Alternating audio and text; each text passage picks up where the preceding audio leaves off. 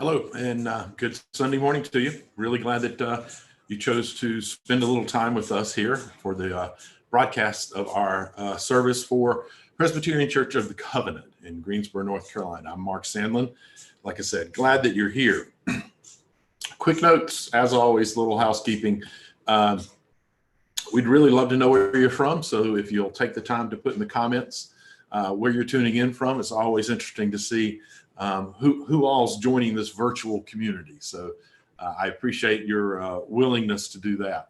Also, during the whole talk or any part of this, if you want to make comments as it's going along to second something or to respond to it or ask a question, please do that even after it finishes. If you want to ask a question, put it in the comments. I do spend an hour or two afterwards trying to keep up with everybody and respond as much as I can. So we appreciate that. Church members, again, thank you for keeping up with your pledges. It's a really unusual time and sometimes hard to do when you're not going into the building on a regular basis as a kind of a reminder, but we are very appreciative of your dedication. Also, those who have been tuning in and may have been getting something from our broadcast. If you want to contribute, and that's obviously completely up to you, you can go to our webpage at thinkingchurch.org. Top right-hand corner, there's a donate button. We certainly would appreciate it. So today's format will be our normal format. I'll be reading Bible verses, so it'll be a little bit longer than normal, but it's a story you're all familiar with. It's many selections from the Noah story. I think I might do something a little different with it. It's actually one of my favorite sermons that I've written in a while. I wrote it a while back. I've kind of reworked it because of current events, but I think that overall it speaks really loudly to some of the issues that we're dealing with as a nation. So know that we'll be doing that. We'll have a prayer, and then we'll have some music. Usually it's one of our local artists. This time it's actually one of you who have been faithful listeners and sent in a song that I thought was just lovely and works well for this. So again, welcome and glad you're here. Let's begin with a reading from the book of Genesis. I'll be reading from Genesis 6, 9 through 22, but I'll be reading lots of verses within. These are the descendants of Noah. Noah was a righteous man, blameless in his generation. Noah walked with God, and Noah had three sons, Shem, Ham, and Japheth. Now, the earth was corrupt in God's sight, and the earth was filled with violence. And God saw that the earth was corrupt, for all flesh had corrupted its ways upon the earth. And God said to Noah, I have determined to make an end of all flesh. For the earth is filled with violence because of them. Now, I am going to destroy them along with the earth. Make yourself an ark of cypress root.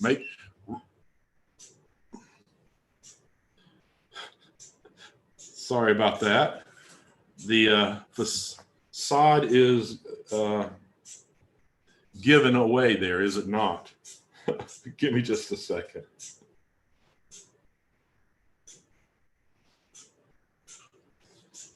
Me and my technology.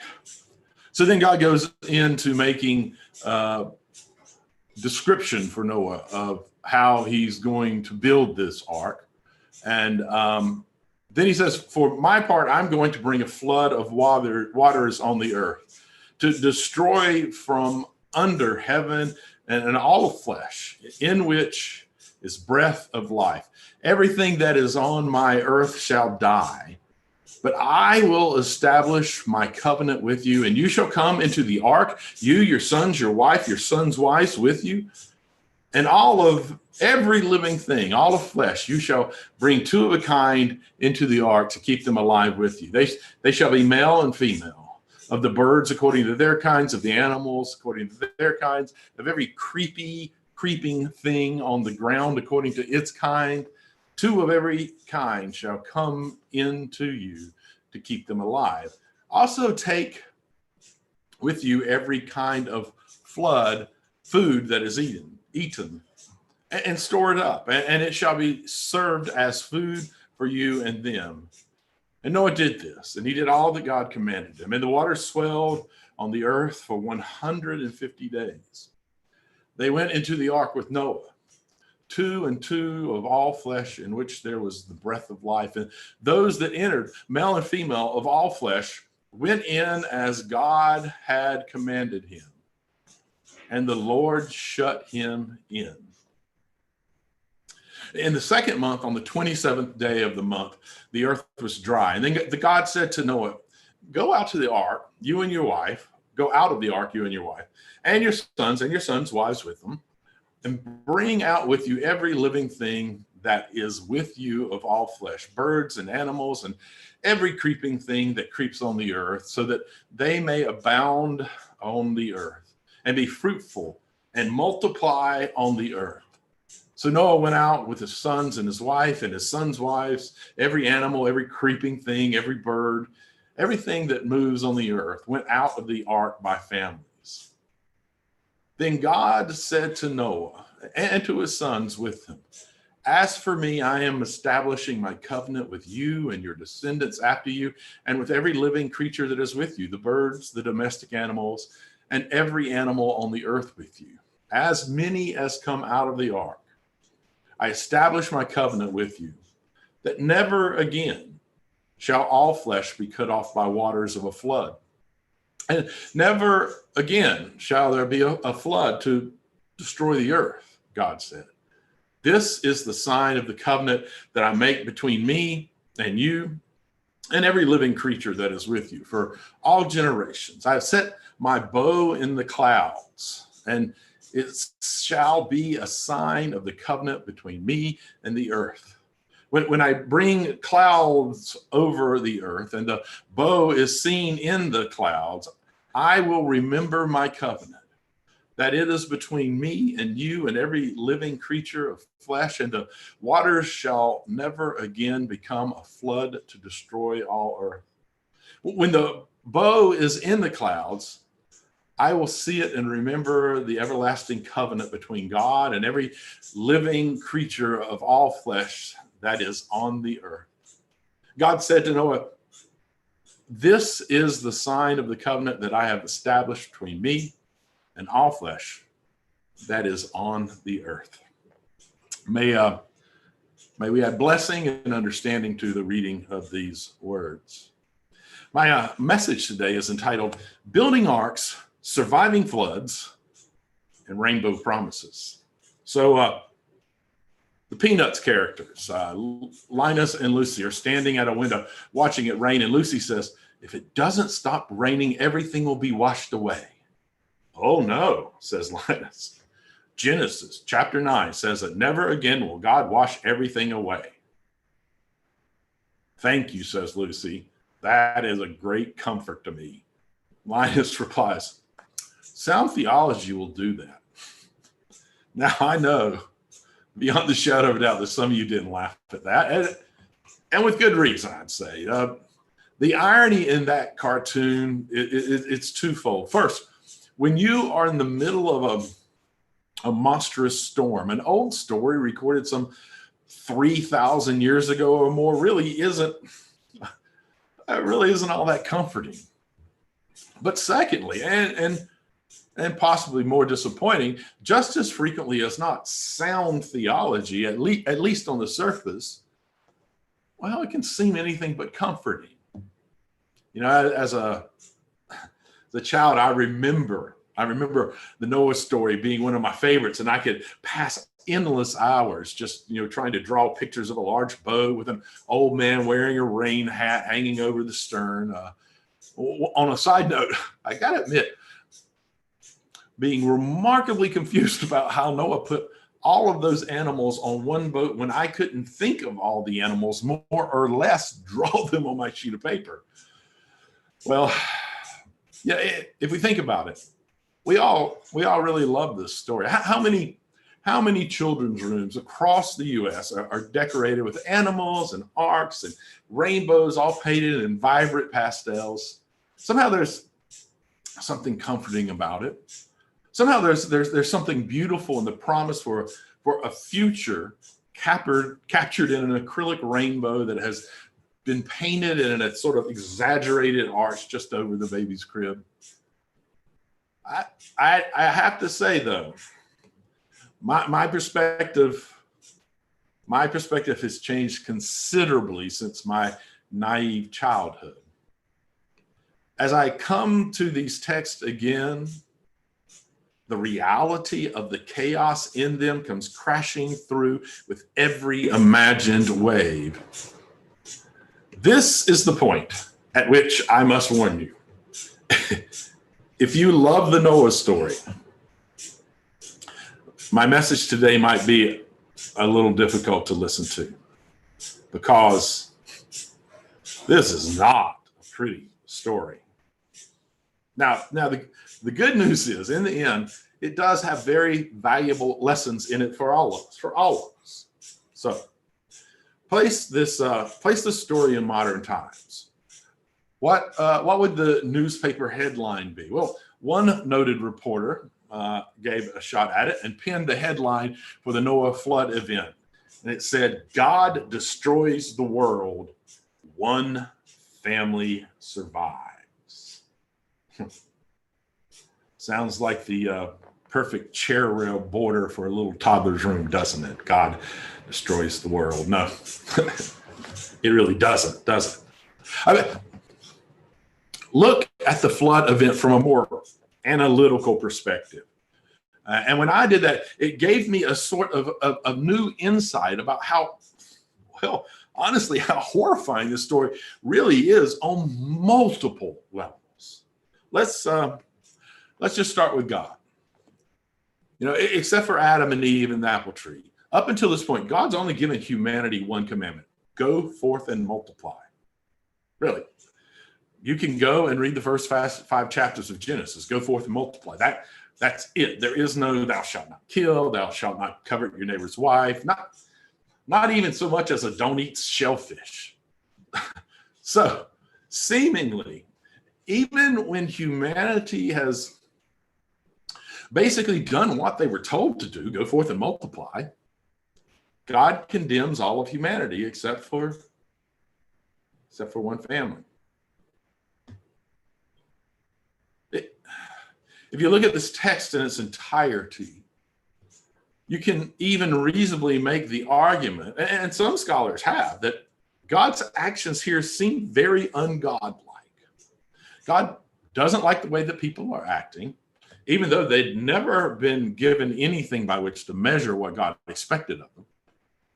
So without much of a warning, God reaches up into the sky, opens the drain that holds back the deluge, and goes home. No warning, except telling his best friend, you might want to build a boat. Now, if that wasn't uncomfortable enough, after it's all said and done, after countless humans and animals spin and whirl in the chaotic waters of the flood, and their bloated bodies finally come to rest in what must have been some horribly unspeakable places, God seems to feel regret. Seems to feel regret at what happened, saying, I promise I will never, ever, ever do it again. Look, I made a rainbow for you. The reality of the chaos comes crashing through with every imagined wave. Now, Noah in my book is no better off in this story. Noah is the one person in the entire face of the planet who, according to the scripture, was found to be righteous. And he has a conversation with God. You see, God says, you should build a boat. I'm going to send some rain. Well, a lot. Okay, a whole lot of rain. Enough to wipe out everything, except for you and your family and a few of every animal. Now, what does Noah do? Well, I mean, by the judgment of God, Noah was the one righteous person on the planet. So presumably, he would argue with God.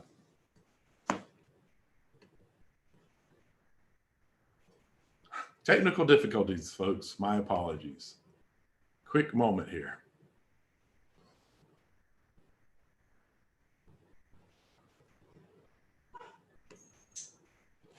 Okay. So presumably being the one righteous man, Noah would, do something like maybe Abraham did and argued with God for the lives of the people of Sodom and Gomorrah, right? I mean, but no, wrong. Noah builds the ark, crams millions of varied species into it, and follows his family onto the ship as God closes the rest of the world out, leaving them to deal with the chaos that was to follow. It is at this point that the reality of the chaos comes crashing through with every imagined wave. It must have been horrifying as the rest of the world came to grips with the reality of what was happening. The floodgates had opened, and crazy old Noah, well, he wasn't looking so crazy anymore. Can you imagine sitting on the inside of that boat and doing nothing? The horrific screams of friends and neighbors, the crackling of fingernails being bent back, and as they try to pry open the one place of refuge in the chaos of the world. Can you imagine sitting on the inside of that boat and doing nothing? I can't. The headline would read, God destroys the world, one family survives. Now, that, my friends, that would be some children's room. Can you imagine that baby room?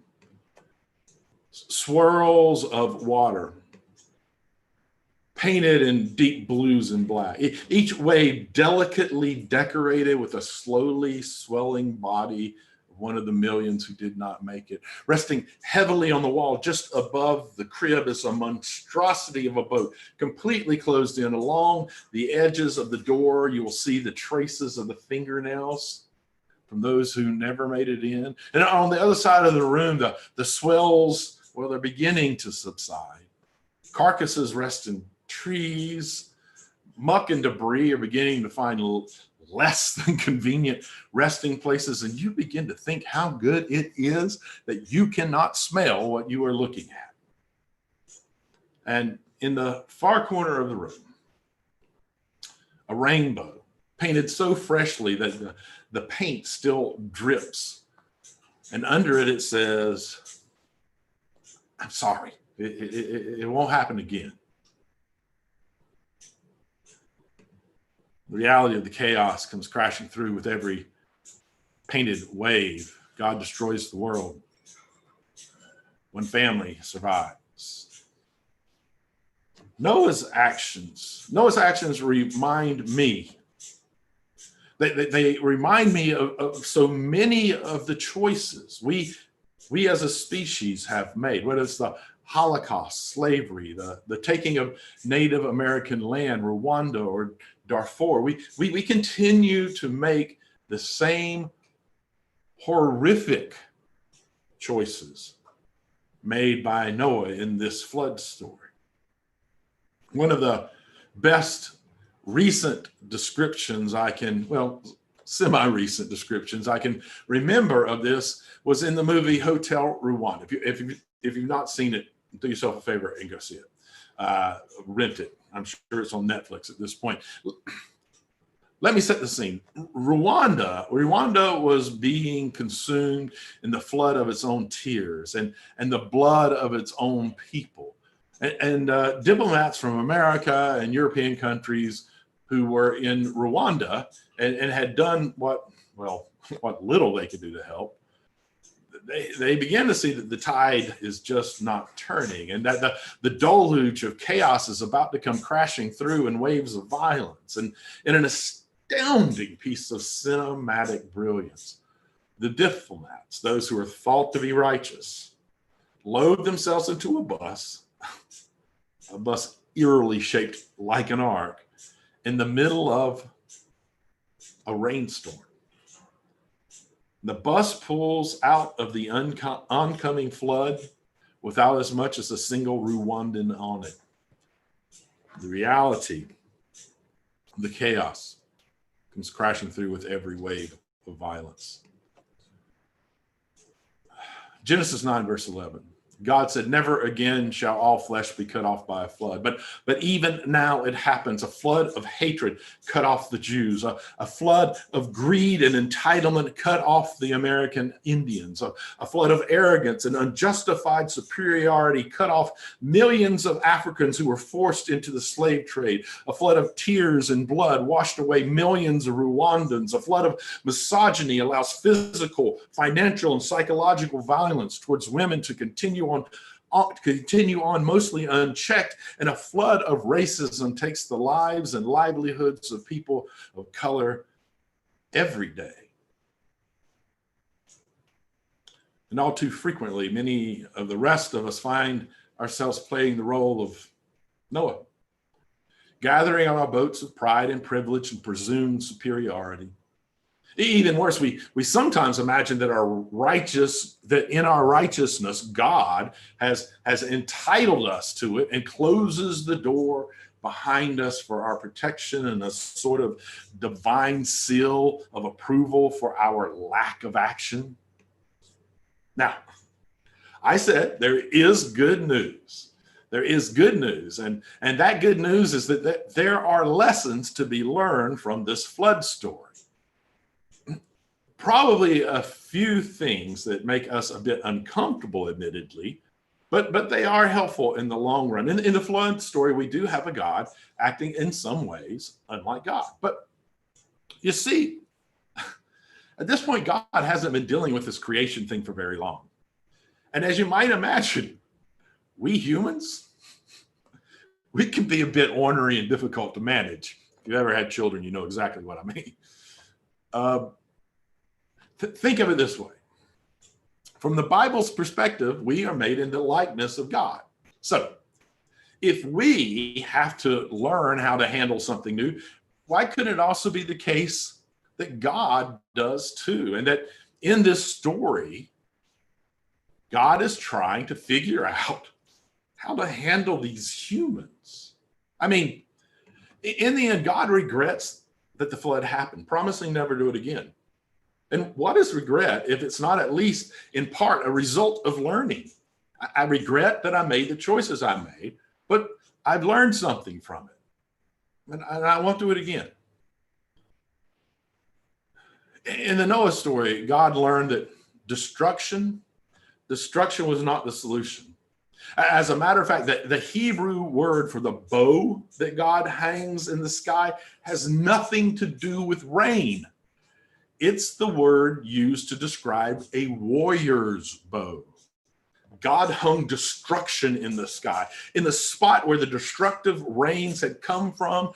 It's a declaration that destruction is not the way, that violence is not the way, that in the end, love wins. The thing that they never lose sight of is that in all of it, in God's anger, disappointment, response, regret, and promise, in all of it, God has one underlying desire. God wants the world to be saved. Today, we see far too many preachers and politicians who claim to be Christian, but who clearly have not learned the lesson that destruction and violence are not the way. We've seen preachers talk about punching kids and politicians talk about punching opponents. Just a few days ago, we even heard that kind of rhetoric from our president. If we wish to truly claim the moniker of Christian, we must learn that violence is not the way. Love is. As Dr. King once put it, hate begets hate, violence begets violence, toughness begets a greater toughness. We must meet the forces of hate and power with the forces of love. We can also learn from Noah, the one righteous person left. Noah never went to God on behalf of those who were suffering through the floods. Noah was disengaged from the world. He built this amazing ark designed by the hands of God. And he kept it all for himself and his family. Floods happen on a daily basis in this world. So some are the Rwandas of the world. Some are floods of economic oppression, floods of fear, floods of social stigmas, floods of racism, misogyny, xenophobia, homophobia, and even actual floods that devastate entire coastlines and cities as they wash out thousands of lives. I am left to wonder, have we learned the lessons that these stories have to offer? Do we understand that destruction, that violence is not the answer? A life lived as a reflection of God is not about destruction, it's about construction. Building arks of refuge in a world of floods. Did we learn not to shut the world out, but to bring the world in? Can we look into the swirling chaos of today's world and honestly make that rainbow promise? You will not be cut off by the floods. You will survive. Has the Christian church become an ark of refuge? Or have we huddled into our refuge and assumed that God has closed the door behind us?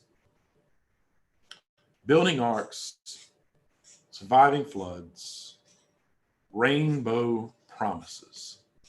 We've got to get busy. Did we learn to shut the world out or not to shut the world out, but rather to bring the world in? Did we learn from Noah, from Rwanda? The answer here is important. So watch the movie Hotel Rwanda, then read about places like Darfur. Have we learned? Can we look into the swirling chaos of today's world and honestly make that rainbow promise, just as the dogs here seem to be making? Can we honestly look into the world and make that rainbow promise that you will not be cut off by the floods? The dogs are pretty excited about it. That you will not be cut off by the floods, that you will survive. Can we make that promise?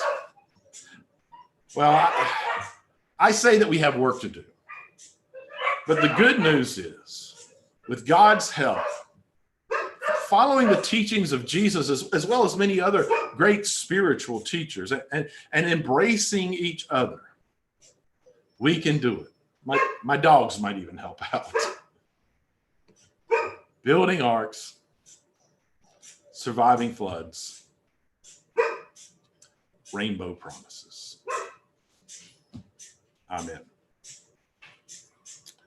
Let us now take a moment to join in prayer or reflection or meditation, whatever is important to you, how you experience moments like this, please be invited to do so. Loving and creating spirit. When we take a hard look at our lives, we admit that we are not always what we want to be. We are not always who we are called to be. We sometimes struggle to reach those lofty goals. Sometimes life overwhelms us. It storms. Storms roll in and we feel overwhelmed. May we learn to turn to each other in those times. There are times when we see others trying to survive the storms of life as well, and all too frequently we pass them by, believing that we can barely help ourselves, more or less someone else. May we learn that we are all called together and that we all are together on this boat called life. And that our strength is in numbers, our strength is in community. May we learn to build up rather than to tear down. May we learn the promises the story of Noah tells us. Promises that remind us that the storms of life will not overwhelm us. Promises that no matter how many times we fall short of being the people we are called to be, you are always waiting on us with open arms. And may we do the same for each other. Amen. Well, as I mentioned at the beginning of our gathering here, that we do have a song from one of you, one of our consistent listeners here. His name is Tom, and I'm going to try really hard, Tom, to get your last name, Holiseko. I hope I got that right.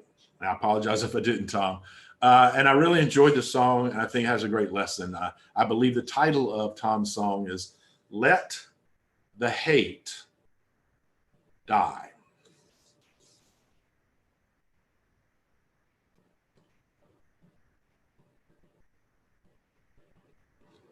Who's gonna fall? Yes, we're all gonna lose. We don't give what we don't use. Not always not right. Sometimes it's better to forgive. Let the hate die. Give it a try. Lots of guns everywhere. Just the rifles, they don't care. Try to silence when they feel abused. To the trigger, he's got you to use. Yes, we've all gotta choose. We gotta give, not just use. Not always not right. Sometimes it's better to forgive. Let the hate die. Give it a try. What are the children gonna do? You know they learn from me and you. Be a hero in one's eyes. We've got to learn to lay it down. Let the hate die. Give it a try. No more screams in the ear. No more eyes full of fear. Push and shove and we get nowhere. And the politicians, they don't care. Yes, we're all gonna lose. We don't give what we don't use. And always not right. Sometimes it's better to forgive. Let the hate die. Yes, sometimes it's better to forgive. Let the hate die. Give it a try. You know we gotta give it, gotta give it, gotta give it a try. Gotta give it, gotta give it, gotta give it a try. Gotta give it, gotta give it, gotta give it a try. Gotta give it, gotta give it, gotta give it a try.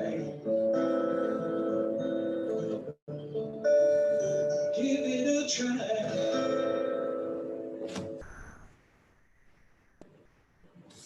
I hope you appreciated that as much as I did. Thank you, Tom, very much. And just a reminder, we have several local musicians who will be submitting songs, and we love that because they tie directly to our local congregation. But if you have similar music that you've written yourself and would like for us to consider it, feel free to send it into the church at thinking church.org or to me at Mark PCOC, that's Presbyterian Church of the Covenant, markpcoc@gmail.com. Again, thank you for joining us. Please leave in the comments questions you have, where you're from. We'd love to see that. And in the meantime, as always, if you can, stay home. If you can't, wear your mask and wear it correctly, not below your nose and not as a chin strap. But most importantly, love one another.